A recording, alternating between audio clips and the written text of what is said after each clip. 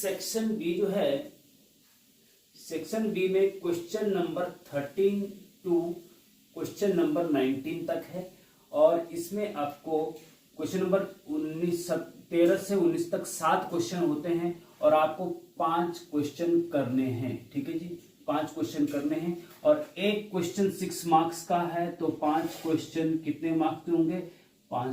30 marks के। ठीक है जी, तो 30 मार्क्स के आपको सेक्शन बी मिलेगा। 20 मार्क्स का सेक्शन ए हम करा चुके हैं।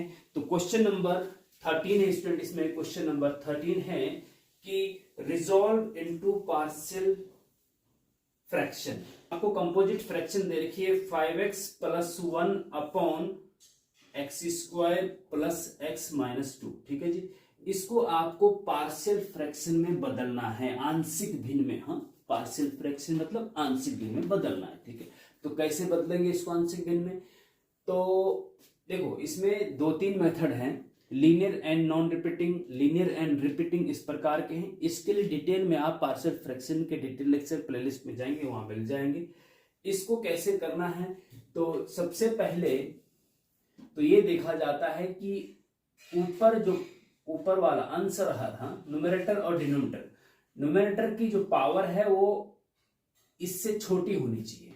अगर इससे छोटी नहीं मीन्स इसके बराबर या बड़ी है तो पहले डिवाइड किया जाता है। तो ऊपर वाले की पावर 1 है क्योंकि x की मैक्सिमम पावर 1 है, नीचे की पावर 2 है, तो ये प्रॉपर फ्रैक्शन है, तो इसको आप डिवाइड करने की जरूरत नहीं है। लेकिन इसमें नीचे वाले के फैक्टर करने पड़ेंगे। हाँ, ये जो नीचे वाला है ना, इसके फैक्टर करने पड़ेंगे। ऊपर तो अपना 5x प्लस 1 रहेगा ही रहेगा, इसके फैक्टर करो, फैक्टर करो। लीनियर में अगर हो सकते हैं तो बहुत अच्छी बात है।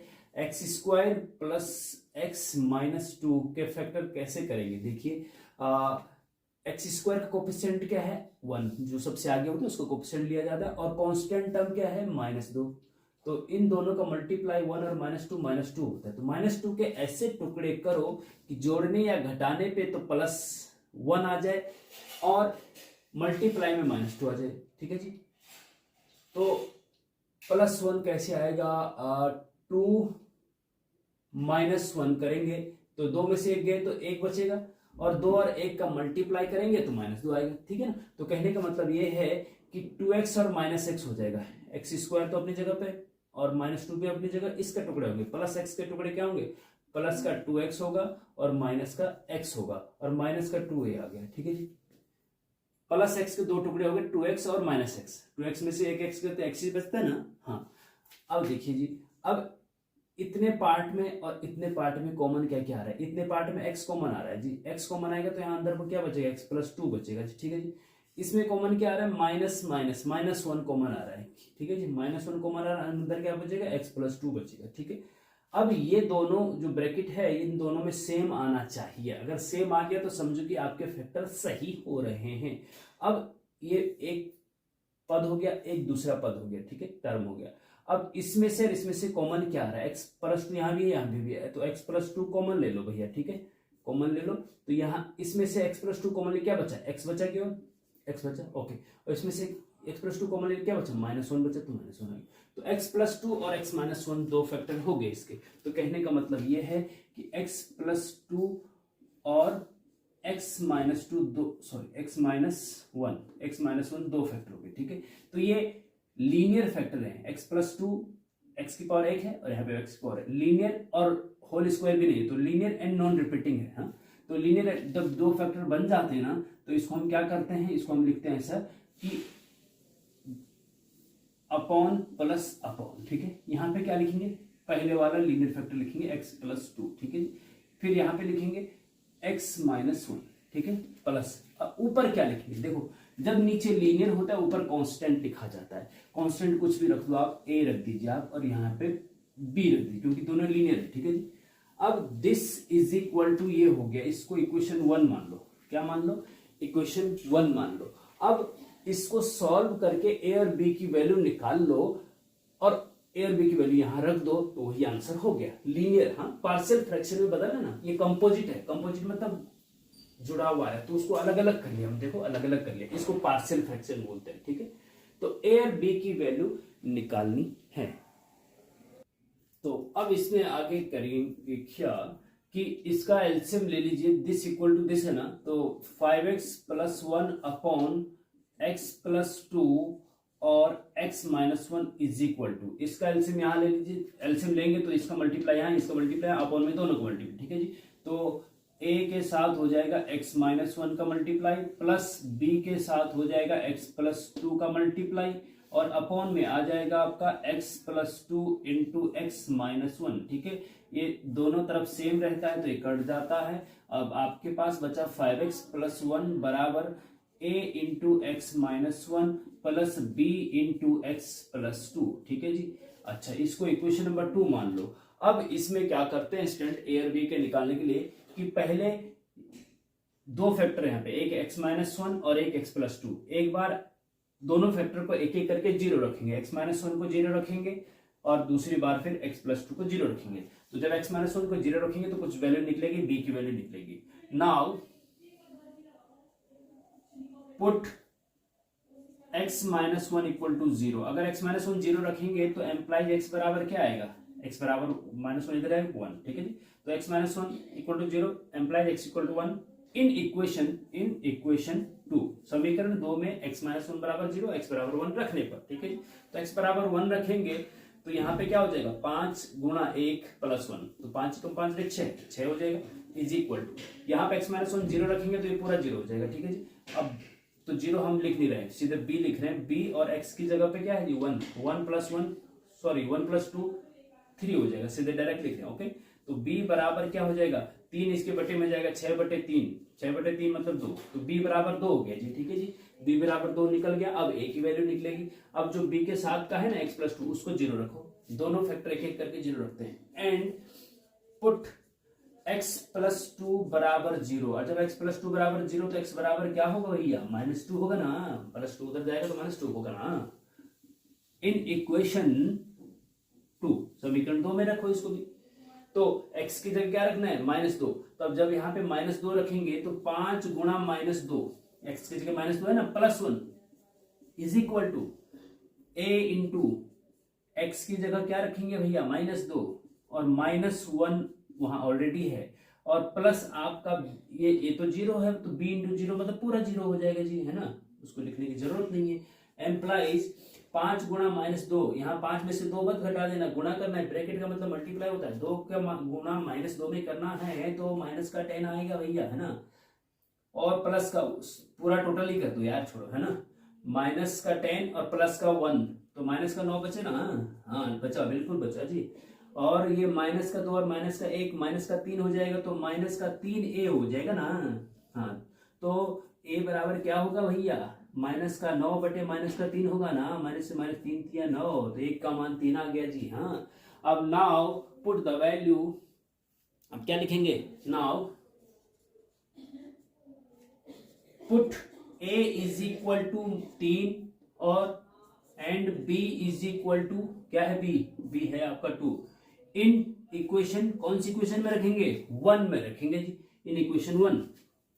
तो देयरफॉर फिर इसी को लिखेंगे, therefore this is equal to a की जगह पे मैं यहाँ पे इसी को मिटा के आप पूरा लिखेंगे, हाँ, आप इसके नीचे पूरा इसको पूरा लिखेंगे, a की जगह पे क्या रखेंगे, 3 रखेंगे, ठीक है जी, और b की जगह पे क्या रखेंगे, 2 रखेंगे, ये 2 रखेंगे, बस यही आपका आंसर हो जाएगा। तो ये है जी पार्शियल फ्रैक्शन, बहुत इंपॉर्टेंट है, हर बार पूछा जाता है पार्शियल फ्रैक्शन का क्वेश्चन, आंशिक भिन्न का क्वेश्चन, ओके। तो दिस इक्वल टू दिस हो गया, तो समझ गए होंगे आप, कोई दिक्कत है तो बताइए, और इससे मिलते जुलते 2-4 क्वेश्चन और भी कर लीजिए, और डिटेल और टाइप के भी समझना है तो आप डिटेल लेक्चर पार्शियल फ्रैक्शन की प्लेलिस्ट में जाके वहां पे देख लीजिए, है ना, लेकिन है इंपॉर्टेंट, आपके एग्जाम में आएगा इस बार भी। तो चलिए नेक्स्ट क्वेश्चन पे चलते हैं, क्वेश्चन नंबर 14 पे। तो next question student, question number 14, if set a is equal to 1 2 3 4 5 6, b is equal to 2 4 6 8, then find a minus b minus a। ये सेट का क्वेश्चन है, सेट थ्योरी का, ठीक है जी। नीचे वाला ट्रिग्नोमेट्री का क्वेश्चन है स्टूडेंट। नीचे डिस्क्रिप्शन में हमने टाइम स्टैंपिंग भी दे रखी है, जिससे कि आप क्या है, मैंने क्वेश्चन नंबर भी डाल रखे हैं। क्वेश्चन नंबर 1 के सामने, क्वेश्चन नंबर 4 के सामने मैंने टाइम डाल रखा है नीचे डिस्क्रिप्शन में कि क्वेश्चन नंबर 4 कहां से शुरू होगा। तो मान लीजिए आपको क्वेश्चन नंबर 4 आता है, तो उस पे आप देखने में समय बर्बाद ना करके आपको अगर केवल क्वेश्चन नंबर 15 देखना है तो नीचे डिस्क्रिप्शन में क्वेश्चन नंबर 15 के आगे का टाइम टच कर दो तो सीधे डायरेक्ट इसका सॉल्यूशन आपको दिख जाएगा। तो ये सुविधा है आपके लिए, ये मैंने नीचे कर रखा है, ठीक है, वो आप देख सकते हैं। क्वेश्चन नंबर 14 का सॉल्यूशन, सेट ए और बी आपको दे रखा है, गिवन दैट, जो दे रखा है उसको लिख लीजिए, given that A is equal to है जी आपका 1 2 3 4 5 6 6 एलिमेंट है, and B is equal to है जी आपका 2 4 6 8, ठीक है जी, ये आपको दे रखा है। ओके, आपको निकालना क्या है, देयरफॉर a माइनस बी निकालना है और b माइनस ए निकालना है, b माइनस ए दोनों निकालना है। तो a माइनस बी क्या होगा जी, a माइनस बी भी एक सेट होगा, दो सेट हैं, इन a में से b, a सेट में से b सेट घटा दीजिए, तो a में से b set, a minus B क्या होता है, देखो a माइनस बी बराबर होता है a के वे एलिमेंट, MENT एलिमेंट जो बी में नहीं है, जो बी में नहीं है, ध्यान रखेंगे, बहुत इंपॉर्टेंट है, बहुत इंपॉर्टेंट है। हाँ, ए माइनस बी का मतलब होता है ए के वह एलिमेंट जो बी में नहीं है, ठीक है जी। तो ए के वह कौन से एलिमेंट है जो बी में नहीं है, उनको यहां लिख दो। 1 बी में है क्या, नहीं है, तो उसको लिख दो। ए के वह एलिमेंट जो बी में नहीं है उनको लिखना है बस, ए माइनस बी में, ठीक है। 2 बी में है क्या, हाँ वो तो है भैया, उसको नहीं लिखेंगे। 3 बी में है क्या, नहीं है, तो इसको लिख दो। 4 बी में है, हाँ है। 5 बी में है, नहीं है, तो जो नहीं है उसको यहाँ लिख दो। तो और 6 बी में है, हाँ बी में है। तो ए के 3 एलिमेंट हैं जो बी में नहीं थे, 1 3 5, वो वही ए माइनस बी होता है आंसर। ए माइनस बी निकल गया जी आपका, ठीक है जी। हाँ, अब बी माइनस ए निकालना है, तो बी माइनस ए में क्या होता है कि बी के ए की जगह बी की जगह कर दो बस। बी माइनस ए क्या होता है कि बी के वे एलिमेंट जो ए में नहीं है, तो बी के वे, अब बी में देखो कि कौन से एलिमेंट बी में ऐसे हैं जो ए में नहीं है, उनको यहां लिख दो। 2 ए में है क्या, है। 4 ए में है क्या, है। 6 ए में है क्या, है। 8 ए में है क्या, नहीं, तो 8 लिखो। तो 8 ही, बी में केवल 8 ही ऐसा एलिमेंट है जो ए में नहीं है, तो बी माइनस ए, जो बी माइनस ए मतलब बी के वो एलिमेंट जो ए में नहीं है, तो 8 आंसर हो गया जी। बस 6 मार्क्स कन्फर्म। देखो एक लाइन के क्वेश्चन है, 6 मार्क्स, कितना इजी है, कितना बढ़िया है ना। तो इसका फायदा उठाइए भैया। हाँ, सेट थ्योरी, और सेट थ्योरी के डिटेल लेक्चर भी हम ऑलरेडी बता चुके हैं, और उसकी एक प्लेलिस्ट है, वहां पे जाके आप डिटेल में भी देख सकते हैं अगर आपके पास समय है तो चलते हैं। अच्छा, अब भैया अब आता है आपका क्वेश्चन नंबर 15, तो इसको मिटा देते हैं, उसके बाद इसको करते हैं, है ना, ठीक रहेगा सर? हाँ ठीक रहेगा जी। तो student, question number 15, prove that tan 7a minus tan 4a minus tan 3a is equal to tan 7a into tan 4a into tan 3a। ठीक है, यहाँ पे माइनस है बीच में, यहाँ पे मल्टीप्लाई है सारा 7a 4a 3a ही है। अब this equal to this prove करना है, तो हम क्या करते हैं, ट्रिग्नोमेट्री में हम क्या करते हैं कि दिमाग में ये आता है कि चलो लेफ्ट हैंड साइड ले लो और उसको ये प्रूव कर दो, लेकिन इसको लेफ्ट हैंड साइड लेंगे तो ये प्रूफ होना लगभग असंभव है। तो इसके लिए एक ट्रिक याद रखनी पड़ेगी भैया, क्योंकि ये पूछा भी जाता है, हर बार पूछा जाता है सूसरा, हर बार पूछा जाता है। तो इसलिए जो है इसका ट्रिक याद कर लो भैया, याद करनी पड़ेगी, क्योंकि अगर वो एग्जाम में आपको ट्रिक याद नहीं रही ना तो आप इस क्वेश्चन को नहीं कर पाएंगे, ये मैं बता दे रहा हूँ। तो ट्रिक याद कर लीजिएगा। कैसे ट्रिक याद करनी है जी, देखो आपको 7a 4a 3a दिख रहा है ना, तो जो सबसे बड़ा नंबर है उसको लिखो पहले, 7a। 7a सबसे बड़ा है, 4a उससे छोटा है, 3a उससे छोटा है, तो 7a सबसे बड़ा दिख रहा है ना। और जो 7a है ये 4a और 3a का प्लस जोड़ने पे मिल रहा है ना, 4 3 7, तो इसका मतलब 7a को आप लिख सकते हैं 4a प्लस 3a, लिख सकते हैं कि नहीं, लिख सकते हैं। 7a को लिख सकते हैं 4a प्लस 3a। सबसे बड़ा नंबर हो सकता है जो अगला क्वेश्चन आएगा आपको उसके वहां यहाँ पे 5a हो सकता है, यहाँ पे 5 हो सकता है, यहाँ पे 3a और 2a होगा, फिर 3 और 2 5 होगा, ऐसा ही। तो जो सबसे बड़ा है उस नंबर को लिखो और उसके 2 टुकड़े ऐसे कर दो जो इधर दिख रहे हैं। 7a के 2 टुकड़े 4a + 3a, क्योंकि यहाँ पे दिख रहे हैं। ठीक है जी, इतना हो गया। अब उसके बाद क्योंकि 7a के साथ 10 है, 7a के साथ क्या है 10 है, 4a के साथ भी 10 है, 3a के साथ भी 10 है, लगा हुआ आगे, है ना। तो इसका मतलब ऐसा करते हैं, दोनों पक्षों में 10 ले लो, दोनों साइड क्या कर लो, दोनों साइड 10 ले लो। तो 10 7a बराबर हो जाएगा 10 4a + 3a, 4a + 3a के साथ 10 ले लिया आगे, अरे 7a के आगे भी 10 ले लिया। ठीक है जी, ओके, इतना समझ गए, ओके ठीक है।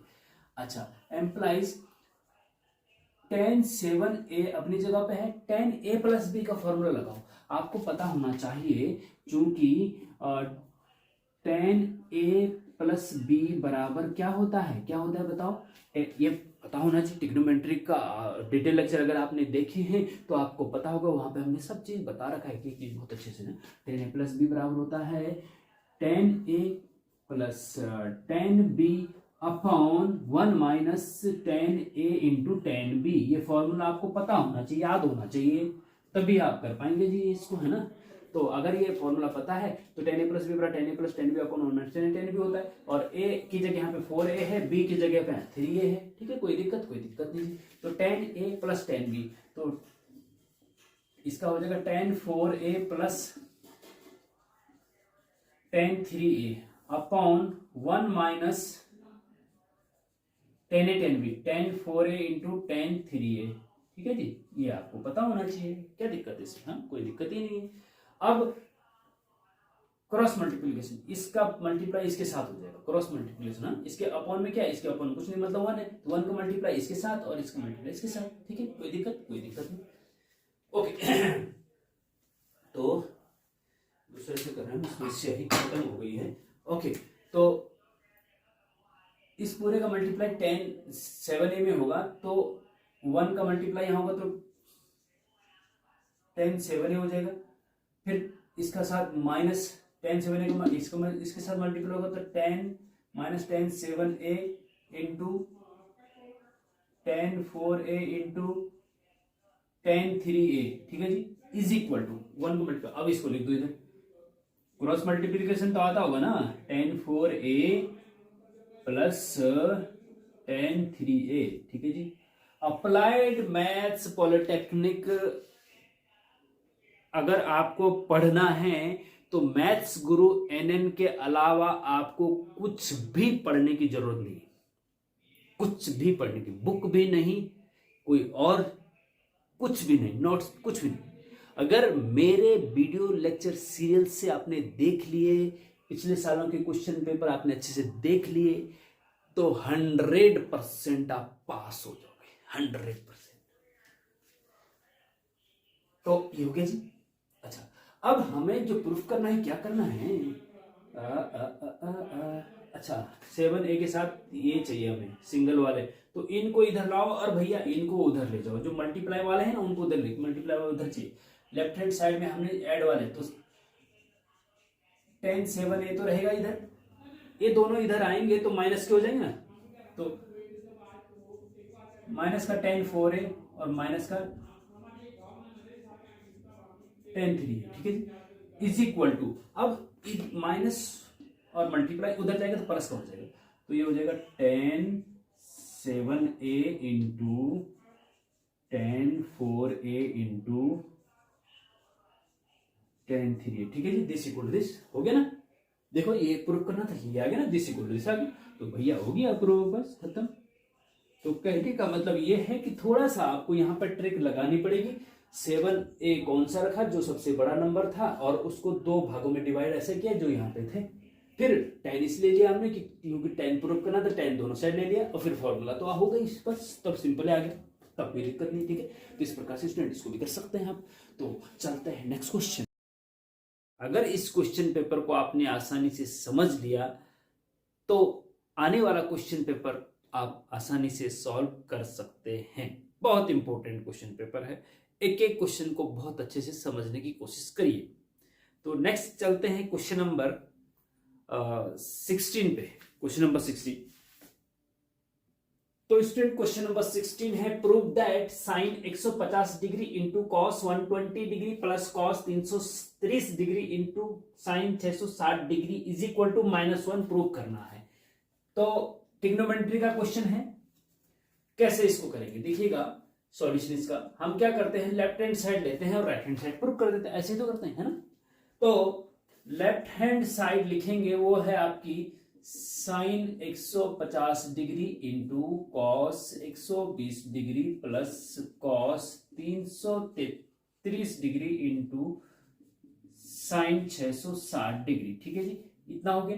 अब आपको साइन 150 डिग्री का मान पता है तो यहां रख दो, कॉस 120 डिग्री का मान पता है तो यहां रख दो, लेकिन हमें नहीं पता होते हैं। ठीक है जी, हमें पता क्या होता है, देखो टेक्नो 0 डिग्री का पता रहता है, 30 डिग्री का पता रहता है, 45 डिग्री का और 60 डिग्री का और 90 डिग्री का, इन 5 के मान ही आपको पता रहते हैं। इसका मतलब ये हुआ कि आपको साइन 150 को तोड़ तोड़ करके 30 और 0 से लेकर 90 के बीच, इनके बीच लाना हो, 30 45 60 और 90 में से कोई एक लाना पड़ेगा, सबको तोड़ करके। अब इनको तोड़ते कैसा है, इनको तोड़ने का तरीका क्या है, एक तो डिटेल लेक्चर हम इसका बना चुके हैं, ट्रिग्नोमेट्री की प्लेलिस्ट में आप जाएंगे वहां मिल जाएगा। नहीं मिलता है तो आप कमेंट में मुझे कमेंट कर दीजिए, मैं एज इट इज उस लेक्चर को आपको भेज दूंगा जिसपे कि हमने इसको तोड़ना सिखाया है। ठीक है जी, अब यहां पे अगर आपको समझ में आता है तो आपको फिर वो लेक्चर देखने की जरूरत नहीं है। अब देखो कैसे करेंगे। हाँ, इसमें दो चीज काम करती है, दो चीज काम करती है स्टूडेंट, एक्सिस वाई एक्सिस। एक तो चेंज और नो चेंज, है ना। यहाँ 0 डिग्री, यहाँ 90 डिग्री और यहाँ पे 180 डिग्री और यहाँ पे 270 डिग्री, फिर वापस यहाँ पे 360 डिग्री। ठीक है जी, तो 0 डिग्री 360 180 पे तो नो चेंज होता है, 90 और 270 पे चेंज होता है। और दूसरा चीज करता है कि प्लस या माइनस। ठीक है जी, साइन कॉस यहाँ पे पॉजिटिव होता है, यहाँ टेन कॉट पॉजिटिव होता है, यहाँ कॉस सेक पॉजिटिव होता है और यहाँ ऑल पॉजिटिव होते हैं फर्स्ट क्वाड्रेंट में। ठीक है जी, तो थोड़ा मोटा मोटा मैं बता दे रहा हूँ, डिटेल में अगर आपको देखना है तो वहां पे आप कमेंट में लिखिए तो मैं आपको लेक्चर भेज दूंगा। ठीक है, और सीधे प्लेलिस्ट में जाकर आप देख सकते हैं। देखिए अब देखो साइन 150 डिग्री को कैसे तोड़ेंगे। हाँ, तो साइन 150 डिग्री को आप लिख सकते हैं भैया 90 प्लस 60 डिग्री लिख सकते हैं कि नहीं। 90 और 60 मिला के 150 बनता है ना, है ना, बनता है ना। हाँ ठीक है, तो 90 प्लस 60, हमें जो भी तोड़ना होगा वो 90 प्लस या 180 प्लस या 270 प्लस या 360 प्लस ऐसे करके तोड़ना पड़ेगा। ठीक है जी, आगे जो है 90 180 270 360 में से ही कोई होना चाहिए। हाँ ठीक है, इनटू कॉस 120 को आप कर सकते हैं भैया, क्या कर सकते हैं बताइए, कॉस 90 प्लस 30 डिग्री कर सकते हैं, है ना, 120 बनता है। फिर प्लस आगे जी, अब इस 360 को देखो, सॉरी 330 को देखो, तो इसको आप लिख सकते हैं कॉस, हम मैंने कहा ना आगे जो है 90 180 360 में से कोई हो तो सबसे बेटर यही है ना, और या 270, इन चार में से होना चाहिए। तो 330 को आप 360 माइनस 30 भी तो लिख सकते हैं, क्या दिक्कत है इसमें, 360 में 30 घटा 330 बचता है ना, कोई दिक्कत नहीं। ठीक है, इनटू अब साइन 660 को करो भैया, साइन 660 को कैसे करेंगे, 360 और 360, 360 और 360 कितना होता है, 720 होता है। तो 720 दुगना है ना, 2 इंटू 360। ठीक है जी, ऐसा लिख सकते हैं इसको, 2 इंटू 360, 720 में से कितना घटाएंगे, 660 हो जाए तो आपका 60 डिग्री और घटाना पड़ेगा भैया। 720 में से अगर 60 घटाते हैं तो 660 बचता है ना, हाँ बचता है जी। तो अब हमने इसको ऐसे तोड़ दिया, 360 देखो 360 माइनस या प्लस 90 प्लस या माइनस 90 प्लस। ठीक है जी, और यहाँ पे 2 का मल्टीप्लाई में है तो जो 360 प्लस थीटा का मान होता है वही साइन 2 इंटू 360 माइनस थीटा का मान भी होता है। ठीक है जी, ओके, इज इक्वल टू, अब देखो ध्यान से देखना, साइन 90 प्लस 60 बराबर क्या होगा, 90 पे चेंज, यहाँ पे चेंज, यहाँ पे नो चेंज, यहाँ पे चेंज, यहाँ पे नो चेंज होता है जी। ठीक है जी, थोड़ा थोड़ा मैं आपको आइडिया दे रहा हूं, फिर भी समझ में नहीं आता तो आप मुझे कमेंट में करिए, मैं इसका डिटेल लेक्चर आपको भेज दूंगा, उसको देखेंगे आप तो सब कुछ समझ में आ जाएगा। ओके ओके, तो साइन 90 प्लस 60 को आप 90 पे चेंज, हाँ साइन का कॉस हो जाएगा, साइन 90 प्लस थीटा, देखो साइन 90 प्लस है ना, हाँ साइन 90 प्लस थीटा बराबर क्या होता है, 90 पे चेंज, साइन का चेंज कॉस होता है, तो sine 90 plus theta cos theta हो जाएगा जी, ठीक है जी, कॉस थीटा। लेकिन प्लस या माइनस यहाँ आगे 90 प्लस थीटा, 90 यहां से प्लस थीटा और करेंगे तो सेकंड क्वाड्रेंट में साइन पॉजिटिव होता है, तो इसका मतलब पॉजिटिव रहेगा। तो साइन 90 प्लस थीटा बराबर कॉस थीटा होता है, तो साइन 90 प्लस 60 बराबर क्या हो जाएगा, कॉस 60, थीटा की जगह 60 है बस, कोई दिक्कत नहीं जी। इनटू अब यहां पे देखो कॉस 90 प्लस थीटा, अब है क्या, कॉस 90 प्लस थीटा बराबर क्या होता है, 90 पे चेंज, तो कॉस का चेंज साइन होता है, क्योंकि साइन का कॉस होता है और कॉस का साइन होता है, ठीक है जी। तो sine theta cos 90 plus theta sine theta, लेकिन प्लस या minus, 90 plus theta second quadrant में पड़ता है, फर्स्ट क्वाड्रेंट है सेकंड क्वाड्रेंट, 90 के बाद थीटा और सेकंड क्वाड्रेंट में कॉस नेगेटिव होता है, क्योंकि साइन और कॉसेक पॉजिटिव और साइन नेगेटिव, ठीक है। कॉस यहाँ पे पॉजिटिव होता है, सेकंड क्वाड्रेंट में कॉस नेगेटिव होता है, इसलिए इसका मान क्या है, माइनस साइन थीटा आएगा भैया, समझ रहे बात, हाँ। तो क्या हो जाएगा, ये हो जाएगा, हम लिख देते इसको ऐसे ब्रैकेट में लिखेंगे क्योंकि माइनस चिन्ह है ना, तो minus cos 90 plus 30, cos 90 plus theta minus sine theta, तो कॉस 90 प्लस 30 माइनस साइन 30, ठीक है, ध्यान से देखना, बहुत इंपॉर्टेंट है, हाँ। ये बंद कर दो, फिर प्लस का चिन्ह आगे जी बीच में, ओके, ध्यान से देखना। कॉस 360 माइनस थीटा क्या होता है, cos 360 minus theta, 360 minus theta बराबर क्या होता है, 360 पे नो चेंज, कॉस का कॉस ही आएगा, कॉस 360 माइनस थीटा बराबर कॉस थीटा होता है जी, कॉस थीटा, ठीक है जी। लेकिन प्लस या माइनस 360 मतलब एक चक्कर पूरा लगाओ, फिर माइनस कम, थीटा कम कर दो, वापस फोर्थ क्वाड्रेंट में आ जाएगा, हाँ। और फोर्थ क्वाड्रेंट में भैया कॉस पॉजिटिव होता है, तो इसलिए पॉजिटिव रहेगा, ठीक है जी। Cos 360 minus theta equal to cos theta ही होता है, ठीक है जी।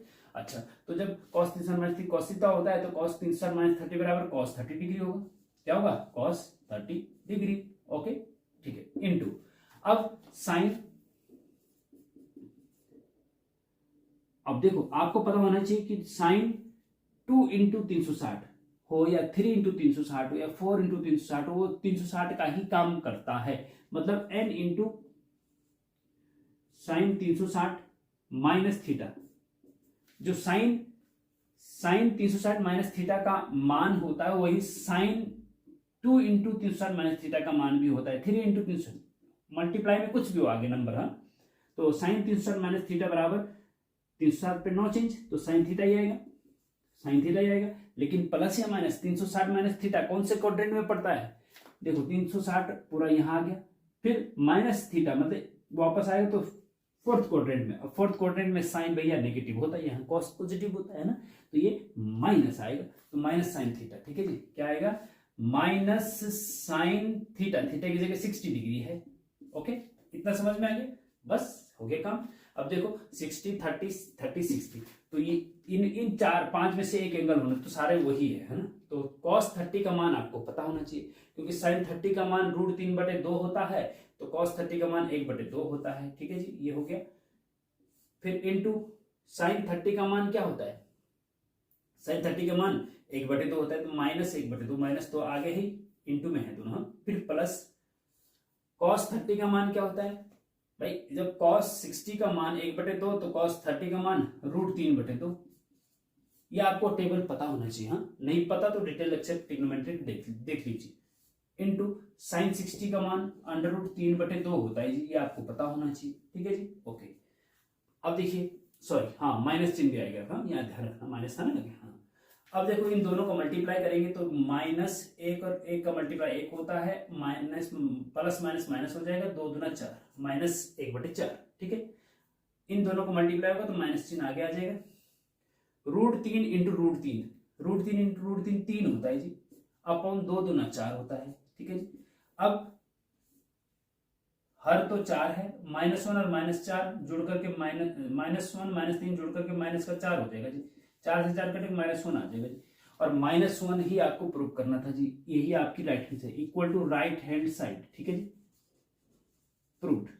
इस प्रकार से स्टूडेंट इन क्वेश्चंस को करेंगे, और इसके आसपास 1-2 क्वेश्चन और भी आप ट्राई करिए, बुक से ट्राई करिए, और कुछ पिछले सालों के क्वेश्चन पेपर बहुत सारे मैं ऑलरेडी सॉल्व करके अपलोड कर चुका हूं। वहां पे आप अप्लाइड मैथ्स 1 या अप्लाइड मैथ्स 2 जो भी आपका क्वेश्चन पेपर है जो आपका आने वाला एग्जाम है उस प्लेलिस्ट में जाके आप देख सकते हैं, और डिटेल लेक्चर देखना है तो वो भी देख सकते हैं। तो सब कुछ मैंने तैयार कर रखा है। अगर आप सिंसियर स्टूडेंट हैं, आप चाहते हैं कि बैक ना आए मैथ्स में, तो 100% मैथ्स गुरु NN के अलावा और कुछ देखने की आपको जरूरत नहीं है। भारत का एकमात्र चैनल है जो अप्लाइड मैथमेटिक्स पॉलिटेक्निक केवल मैथ्स पढ़ाता है, ठीक है। तो इस पे केवल हम इस पे फोकस करते हैं, केवल मैथ्स पे फोकस करते हैं, ठीक है। तो मैथ्स की बैक क्लियर करनी है या मैथ्स पढ़नी है आपको पॉलिटेक्निक की डिप्लोमा की, तो मैथ्स गुरु NN के अलावा और कोई चैनल देखने की आपको जरूरत नहीं पड़ेगी। तो question number 17, express 1 plus iota into polar form, मतलब सम्मिश्र संख्या आपको 1 प्लस आयोटा दे रखी है, इसको आपको ध्रुवीय रूप में व्यक्त करना है, पोलर फॉर्म में बदलना है, ठीक है जी।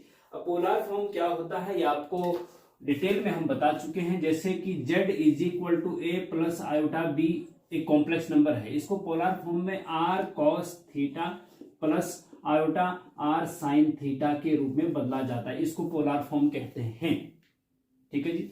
तो हमें r और थीटा निकालना होता है और ये आसानी से फिर पोलर फॉर्म में बदल जाता है। तो 1 प्लस आयोटा को पोलर फॉर्म, देखो ये फर्स्ट क्वाड्रेंट में पढ़ रहा है स्टूडेंट, ठीक है। फर्स्ट क्वाड्रेंट में जब पढ़ रहा है तो इसको मैं आपको एक शॉर्टकट तरीके से बताना चाहता हूं, शॉर्टकट तरीके से बताना चाहता हूं जिससे कि आप इसको आसानी से कम समय में कर सको, ठीक है। और डिटेल में लॉन्ग तरीके से मैं यहां पे नहीं बताऊंगा, क्योंकि अगर आपको डिटेल में भी जानना है, देखो ये फर्स्ट क्वाड्रेंट में पढ़ रहा है, हो सकता है जो क्वेश्चन आए वो यहाँ पे माइनस चिन्ह हो तो सेकंड क्वाड्रेंट हो जाएगा, अगर दोनों जगह माइनस हो तो थर्ड क्वाड्रेंट हो जाएगा, और यहाँ पे प्लस और यहाँ पे माइनस हो तो फोर्थ क्वाड्रेंट का हो जाएगा, ठीक है। तो फर्स्ट अलग अलग क्वाड्रेंट में कैसे थीटा आर्गुमेंट वगैरह निकाला जाता है वो थोड़ा सा डिफरेंट है, उसको डिटेल में अगर आपको उसको देखना है, उस लेक्चर को बहुत अच्छे से मैंने उसमें बता रखा है, तो कमेंट करिए, मैं आपको वो लेक्चर सेंड कर दूंगा उसका लिंक, ठीक है। इसको कैसे करना है मैं शॉर्टकट तरीके से बता रहा हूं।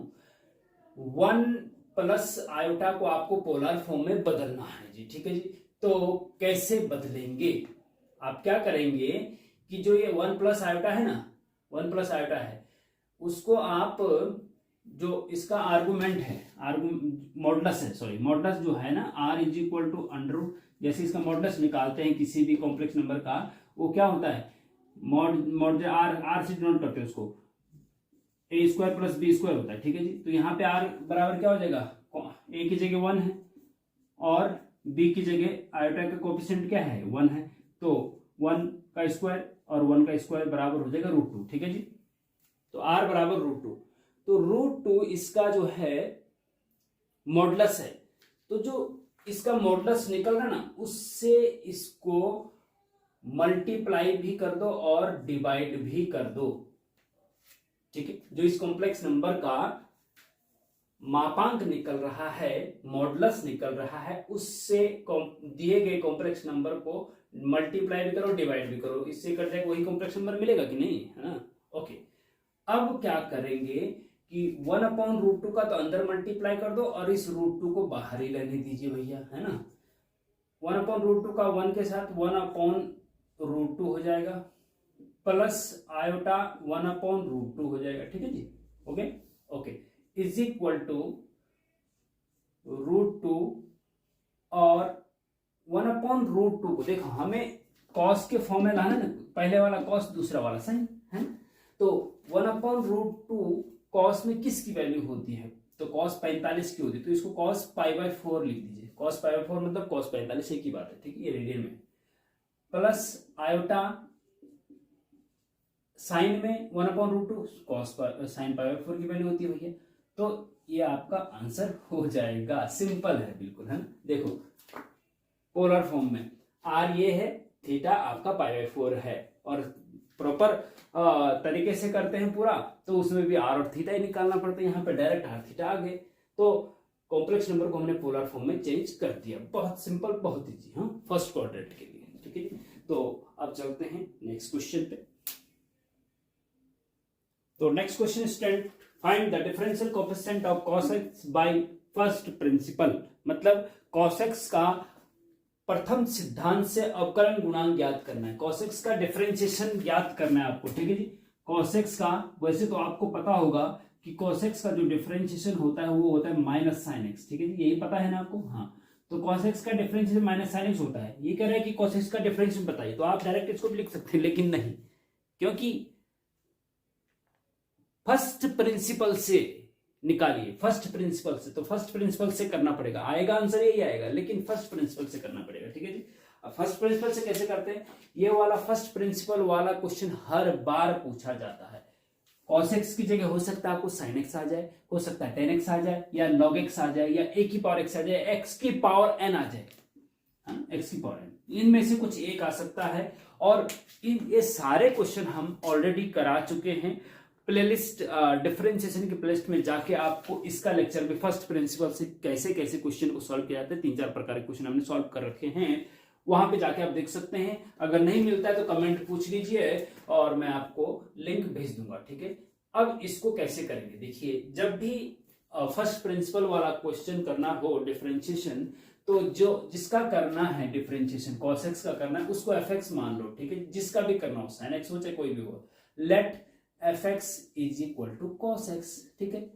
और जब fx is equal to cos x है, एम्प्लाइज fx प्लस h बराबर क्या होगा, fx बराबर ये लिख दिया, तो fx प्लस h भी लिखना पड़ेगा क्योंकि हमें चाहिए होता है वो, ठीक है। तो fx बराबर cos x है, तो fx प्लस h बराबर क्या होगा बताओ भाई, x की जगह x प्लस h, तो यहाँ पे x की जगह x प्लस h रहे, तो cos x plus h, cos x plus h हो गया, कोई दिक्कत नहीं, ठीक है ना। अब इतना जब लिख देंगे तो आप लिखेंगे कि by first principle, we know, हम जानते हैं कि first principle, by first principle f dash x बराबर, ये आपको फॉर्मूला याद होना चाहिए फर्स्ट प्रिंसिपल। देखो fx बराबर cos x, तो f डैश x निकालना है आपको, f डैश x मतलब कि x cos x का डिफरेंशिएशन, ठीक है, f डैश x से डिनोट होता है क्योंकि उसको fx माना है, उसका डिफरेंस f डैश x होता है।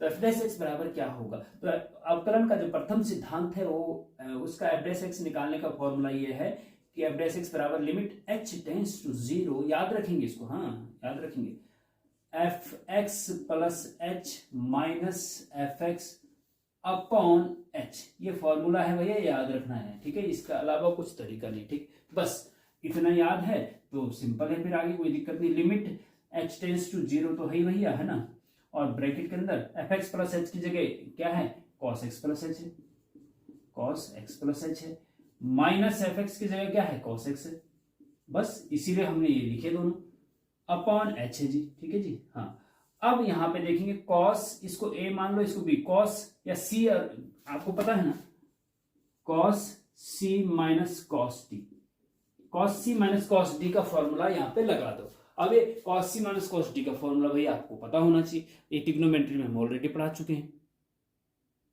तो अब इसका फॉर्मूला यहां पे हम लिख देते हैं, cos c minus cos d का फॉर्मूला होता है student 2 sin c plus d by 2 into sine d minus d आया था इसमें, d माइनस c बाई 2, ठीक है। ये आपको चूंकि यहां पे लिख देंगे हम ऐसा, ये आपको याद होना चाहिए। ट्रिग्नोमेट्रिक डेटा लेक्चर में हमने सारे इसी टाइप के प्लस वाला, sine c plus d, sine c minus d, सब फॉर्मूले बता रखे हैं, वहां पे जाके आप देख सकते हैं। एम्प्लाइज f डैश x बराबर, f डैश x बराबर, ठीक है, is equal to limit h tends to 0, 1 upon h बाहर ले लो, ठीक है जी, और अंदर जो है cos c minus cos d का फॉर्मूला लगा दो, क्या होता है 2 साइन, तो देखिए c की जगह पे x प्लस h है और d की जगह पे x है, ठीक है, तो 2 साइन, देखो 2 sine c plus d by 2 मतलब दिस प्लस दिस बाई 2, तो x प्लस h, देखो x प्लस h और प्लस x और बटे 2, इन दोनों को जोड़ करके बटे 2 कर दो, तो जब इनको जोड़ेंगे तो 2x प्लस h बटे 2 हो जाएगा, और फिर अलग अलग बटे करेंगे तो ये x रह जाएगा प्लस h बटे 2, ठीक है। तो कुल मिला के ये प्लस करके 2 से डिवाइड करके आपको जो फाइनल आया वो आया x प्लस h बटे 2, हम उसको लिख दे रहे हैं, ठीक है जी, into sine d minus d by 2, sine d minus c by 2, this minus this, तो x plus h minus x और बटे 2 कर दो, माइनस एक प्लस एच बटे 2 बचेगा, क्या बचेगा, एच बटे 2 बचेगा, और वो भी ओके, सॉरी नहीं, सॉरी हाँ, देखिए डी माइनस सी है भैया यहाँ पे, हाँ इस चीज का ध्यान रखिए, क्या है यहाँ पे, डी माइनस सी, तो यहाँ पे सी माइनस डी नहीं करना है, इस चीज का ध्यान रखना, हाँ डी माइनस डी, यहाँ पे एक्स है तो एक्स माइनस दिस होगा ना, एक्स प्लस एच, तो माइनस होगा तो माइनस एक्स माइनस एच हो जाएगा बटे 2, ये कट जाएगा तो माइनस एच बटे 2 बचेगा, नहीं कि एच बटे 2, ठीक है, तो माइनस चिन्ह भी आगे लग जाएगा, ठीक है जी, ओके इतना हो गया, ठीक है। अब इसको आगे सॉल्व करो, एम्प्लाइज एफ डैश एक्स बराबर लिमिट एच टेंड्स टू 0। देखो अब आपको करना क्या है, जरा सोचना पड़ेगा इसमें थोड़ा सा, क्योंकि देखो लिमिट है बाहर, अब अगर डायरेक्ट अभी लिमिट रख देते हैं तो ये अनडिफाइंड हो जाएगा, ठीक है जी, 0/0 की फॉर्म आ जाएगी, इस टाइप से कुछ आएगा, तो पहले लिमिट देखो, अब 0/0 की फॉर्म अगर आप डायरेक्ट एच की जगह 0 रख देंगे, लिमिट हटा देंगे तो 0/0 की फॉर्म आ जाएगी, जो कि इनडिटरमिनेट फॉर्म है। अब ये इनडिटरमिनेट फॉर्म क्या होती है, ये हम लिमिट में बता चुके हैं। तो कुल मिला के बात ये है कि मैथमेटिक्स में हम डिफरेंशिएशन का क्वेश्चन कर रहे हैं, लेकिन यहां पे आपको ट्रिग्नोमेट्री का ज्ञान भी होना चाहिए, लिमिट का ज्ञान भी होना चाहिए, फॉर्मूले भी याद होने चाहिए। तो ये ह्यूमैनिटी वाले सब्जेक्ट टाइप नहीं कि अगर आप भारत की सभ्यता पढ़ रहे हैं तो भारत की सभ्यता के अलावा और नहीं भी पढ़ा है तो कोई दिक्कत नहीं, आपको समझ में आ जाएगा। लेकिन यहाँ पे मैथमेटिक्स में ये दिक्कत है, इसीलिए बच्चे परेशान होते हैं, कुछ बच्चे, क्योंकि वो थोड़ा मेहनत नहीं करना चाहते, ये फर्क है बस, और कुछ नहीं है। तो इसमें क्या है कि अगर आप डिफरेंशिएशन पढ़ रहे हो तो ट्रिग्नोमेट्री का नॉलेज भी होना चाहिए आपको, तभी आप कर पाते हैं, तो ये थोड़ा सा दिक्कत रहता है ना। तो ट्रिग्नोमेट्री भी आपको होना सारे, और हर चैप्टर का एक दूसरे चैप्टर से कनेक्शन रहता है, तो इसलिए सारा पढ़ना पड़ेगा सब, ये फॉर्मूला भी याद होना चाहिए, ठीक है, और फिर लिमिट का कॉन्सेप्ट भी याद होना चाहिए। अब मुझे यहाँ पे लिमिट का कॉन्सेप्ट याद है तो मैं क्या करूंगा इसमें कि देखो मैं क्या करूंगा कि जो ये h है ना, h इसके बटे ले जाओ, तो ये देखो मैं क्या कर रहा हूं, ध्यान से देखना, ये तो है आपका 2, क्या है 2 साइन x प्लस h बटे 2, ठीक है, ध्यान से देखना मैं क्या कर रहा हूं, sine minus theta is equal to minus sine theta होता है, क्या होता है, देखो sine minus theta is equal to minus sine theta होता है, ठीक है जी। तो कॉस माइनस h/2 बराबर माइनस साइन h/2 होगा, माइनस आप बाहर आ जाएगा और इस माइनस को हम यहाँ पे लिख देते हैं आगे, सबसे आगे, ठीक है जी, ओके। तो यहाँ इंटू क्या बचा, साइन h बटे 2, ठीक है, और ये जो h है ना इसको इसके बटे में लेके आओ, वो क्यों ले आ रहे हैं जरा अब अभी आपको पता चल जाएगा धीरे धीरे, ठीक है, ध्यान से देखना, जरा ध्यान से देखिएगा, हाँ ओके। अब देखिए इज इक्वल टू, अभी जो 2 है ना, ये माइनस चिन्ह तो भैया लिमिट के बाहर ला सकते हैं, कोई दिक्कत नहीं, क्योंकि -1 आपका कांस्टेंट है, माइनस मतलब -1 कांस्टेंट है, कांस्टेंट को लिमिट से बाहर ला सकते हैं, ठीक है, तो minus limit h tends to 0, ठीक, ये माइनस तो बाहर आ गई, ठीक है। अब ये जो 2 है ना, दो इसको h के बटे में ले जा सकते हैं, 2 को h के बटे में, है ना, क्योंकि इसका ऊपर लेते हैं मल्टीप्लाई, यहाँ पे मल्टीप्लाई में आ जाएगा, तो यहाँ पे h के बटे में ला सकते हैं। वो क्यों लाएंगे, देखिए इंटू, देखिए माइनस तो अपनी जगह पे, limit h tends to 0 sine x plus h बटे 2 इंटू लिमिट, देखिए जो लिमिट है ना, दो फंक्शन अलग अलग है, एक ही है, तो दोनों में अलग अलग लगा सकते हैं, लिमिट की प्रॉपर्टी है, ठीक है जी। इस पे लिमिट अलग लगाई, इसमें अलग लगा दो, limit h tends to 0 sine h बटे 2 अपॉन h बटे 2, ये 2 इसके बटे में लेके आ गया मैं, h बटे 2 हम ला सकते, कोई दिक्कत नहीं, इज इक्वल टू ये, ठीक है। अब ध्यान से देखिए, हाँ एम्प्लाइज f डैश x बराबर, ठीक है जी। अब आप लिमिट रख दीजिए, क्या रख दीजिए, लिमिट लगा दीजिए, मतलब कहने का मतलब ये है, ठीक है। तो इतने में लिमिट अलग लगेगी और उधर वाले में अलग, ठीक है, माइनस चिन्ह तो बाहर था ही। अब यहाँ पे अगर लिमिट लगा देते हैं तो h की जगह पे जो ये फंक्शन है इसमें h की जगह पे 0, h टेंड्स टू 0 है तो h की जगह 0 रख देंगे, जब h की जगह 0 रखेंगे 0 बटे 0 और x प्लस 0 x, तो साइन x बचेगा, केवल क्या बचेगा, साइन x बचेगा इनटू, अब यहाँ पे देखो, अब यहाँ पे क्या है, देखो चूंकि limit h tends to 0 sine h upon h बराबर 1 होता है, ये फॉर्मूला है भैया लिमिट का।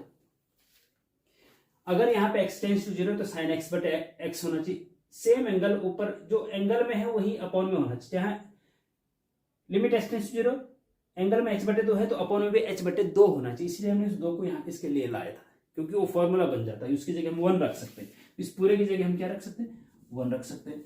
इज इक्वल टू, अब sine x into 1 sine x और माइनस, तो माइनस साइन एक्स आ गया जी आंसर। तो हमें cos x का डिफरेंशिएशन निकालना था, एफ एक्स बराबर cos x, तो एफ डैश एक्स बराबर माइनस साइन एक्स आ गया, मतलब cos x का डिफरेंशियल माइनस साइन एक्स आ गया, जो कि इसमें था। तो अवकलन के प्रथम सिद्धांत से, हाँ फर्स्ट प्रिंसिपल से ये आपको करना है, बहुत इंपॉर्टेंट है, बहुत अच्छे से कर लेना। और उसके मिलते जुलते आपको एक तो साइन एक्स कर लेना, और एक जो सबसे ज्यादा इंपॉर्टेंट है tan x कर लेना, और एक x की पावर n कर लेना, और एक e की पावर x कर लेना, और एक log x कर लेना। ठीक है जी, ये तो करना ही करना है भैया, है ना। इनमें से एक आने की संभावना है बहुत ज्यादा बता रहा हूं मैं, हाँ इस चीज का ध्यान रखना। तो चलिए नेक्स्ट क्वेश्चन पे चलते हैं। ये सेक्शन बी का लास्ट क्वेश्चन है स्टूडेंट, क्वेश्चन नंबर 19 तक है ना सेक्शन बी, 6 मार्क्स का। ओके, तो ये लास्ट क्वेश्चन है सेक्शन बी का, उसके बाद फिर सेक्शन सी में 10 मार्क्स के मिलेंगे। ओके, तो question number 19 student, compute the adjoint of the matrix 1 2 3 4। मतलब ये आव्यूह दे रखा है, इसका आपको सहखंडज आव्यूह ज्ञात करना है। ठीक है जी, सहखंडज आव्यूह कैसे निकाला जाता है, देखिए ये 2x2 का मैट्रिक्स है, और 2x2 के मैट्रिक्स में एडजॉइंट निकालने का एक शॉर्टकट तरीका है। ठीक है, तो मैं दोनों तरीके बता देता हूं। पहले आपको शॉर्टकट ही बताता हूं, क्योंकि ज्यादातर आप लोग इंटरेस्टेड रहते हैं शॉर्टकट में। मेथड फर्स्ट में बता रहा हूं आपको। मेथड फर्स्ट ये है कि लेट जो भी मैट्रिक्स दे रखा है उसको मान लो ए बराबर है आपका 1 2 3 4। ठीक है जी, देयरफॉर एडजॉइंट ऑफ ए, जो मैट्रिक्स दे रखा उसका एडजॉइंट निकालना है, तो उसको एडीजे और ब्रैकेट में ए से डिनोट करते हैं सहखंडज। हाँ, ए का सहखंडज बराबर होता है स्टूडेंट 2x2 के लिए काम करेगा शॉर्टकट। ठीक है, उसमें क्या करेंगे, ये मेन डायगोनल है। ठीक है, लेफ्ट का टॉप और राइट का बॉटम, इसको मेन डायगोनल कहते हैं। ठीक है, और जो ऐसे में है इसको अपोजिट डायगोनल। तो मेन डायगोनल के जो एलिमेंट है ना 1 और 4, वो आपस में अदला बदली कर देते हैं। एक 4 1 की जगह चला जाएगा, एक 4 की जगह आ जाएगा। ठीक है जी, तो 4 यहां लिख दो और 1 यहां लिख दो। ठीक है, और जो अपोजिट डायगोनल के एलिमेंट है 3 और 2, उनके चिन्ह बदल दो। 3 प्लस का है तो माइनस का हो जाएगा, 2 भी प्लस का है तो माइनस का हो जाएगा, माइनस का 2 हो जाएगा। बस यही आपका आंसर है, 6 मार्क्स कन्फर्म हो गया, है ना। तो इस प्रकार से, लेकिन अगर आपको पूरा प्रॉपर मेथड से करना है तो जो भी मैट्रिक्स है उसको हम मान लेते हैं ए 1 2 3 4। ठीक है जी, अब इसके हम प्रत्येक एलिमेंट के कोफैक्टर निकालते हैं। ठीक है, जैसे पहला एलिमेंट है ना जो 1, इसका कोफैक्टर को C11 से डिनोट करते हैं। C11 का मतलब -1 की पावर, ये 1 और 1 जोड़ देंगे 1 + 1। ठीक है, और डिटर्मिनेंट के अंदर इससे होकर जाने वाले रो कॉलम को छुपा दीजिए, तो बचेगा क्या, 4 बचेगा जी। और 4 का डिटर्मिनेंट 4 ही होता है, और -1 की पावर 2 हो रहा है, तो ये भी प्लस, मतलब 4 हो गया। C11 क्या हो गया, 4 हो गया। ठीक है, अब C12 निकालो। C12 first row second column, मतलब 2 का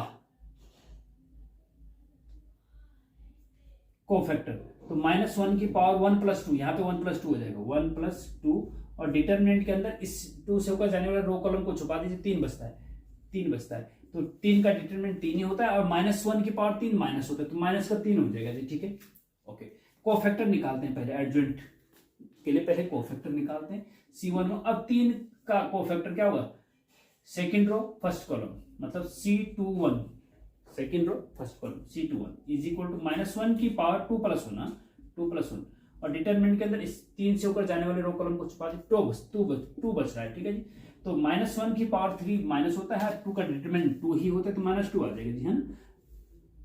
and last C22 second row second column, मतलब 4 का कोफैक्टर, -1 की पावर 2 + 2, और डिटरमिनेंट के अंदर 4 से होकर जाने वाले रो कॉलम को छुपा दीजिए, बचेगा 1।